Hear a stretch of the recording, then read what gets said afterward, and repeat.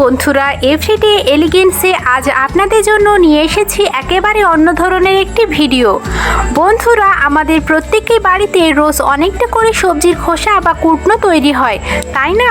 যাদের বাড়িতে পোষা গরু বা ছাগল আছে তাদের ক্ষেত্রে এগুলি নষ্ট হয় না, কিন্তু বাকিরা কি করি, এই খোসাগুলো ফেলে দিই। তো আমি ভাবলাম আমি এইগুলি না ফেলে যদি বাড়িতে এগুলি দিয়ে জৈব সার তৈরি করে ফেলি তাহলে ক্ষতি কি। এর জন্য একটা প্লাস্টিকের বস্তা নিয়ে নিয়েছি, আর একটু মাটি, আর গত কয়েকদিনের সবজির খোসা, কলার খোসা, ডিমের খোলা এগুলি জমিয়ে রেখেছিলাম, সেগুলিও নিয়ে এসেছি। এই যে বন্ধুরা, 2023 সালে জানুয়ারি মাস থেকে এটা আমি শুরু করেছি। এই বস্তাটা পুরো ভর্তি হয়ে গিয়েছে, তাই ঢাকা দিয়ে একটি ইট চাপা দিয়ে রেখে দিয়েছি।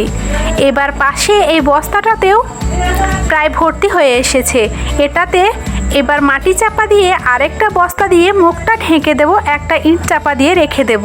এবার আজ এই বস্তাটাতে শুরু করব।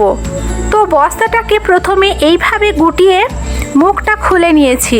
এবার প্রথমে কিছুটা মাটি নিয়ে নেব, অল্প একটু মাটির লেয়ার করে নিলাম। এবার মাটির ওপর সবজির খোসাগুলি ছড়িয়ে দেব। এই যে এবার এর উপর আবার একটা মাটির লেয়ার করে দেব, তারপর আবার একটা সবজির খোসার লেয়ার করব। এইভাবে সবজির খোসা ও মাটির লেয়ার করতে করতে যখন বস্তাটা ভর্তি হয়ে যাবে, তখন আরেকটি বস্তা বা কোনো কিছু দিয়ে মুখটা ভালোভাবে ঢেকে দিয়ে ইট চাপা দিয়ে দেব, এবং এইভাবে এটাকে প্রায় 1 বছর রেখে দেব। 1 বছর পর বের করে দেখব কেমন জৈব সার তৈরি হলো। এমনকি আমি আমার ছাদের বাগানে যে শুকনো ফুল বা পাতা সেগুলিও ঝাড় দিয়ে এই সারের বস্তার মধ্যে দিয়ে দিই। দর্শক বন্ধুরা, 1 বছর পর অবশ্যই আমি আপনাদের সাথে শেয়ার করে নেব কেমন জৈব সার আমি তৈরি করতে পারলাম। আজ এখানেই বিদায় নিচ্ছি। সবাই ভালো থাকুন, সুস্থ থাকুন, ধন্যবাদ।